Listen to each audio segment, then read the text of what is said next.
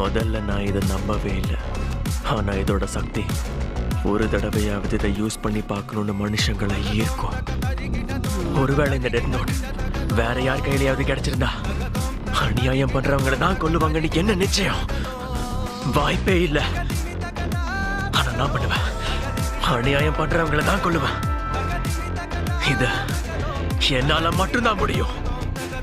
அதனால இந்த டெத் நோட்டை வச்சு இந்த உலகத்தையே மாத்த போறேன்.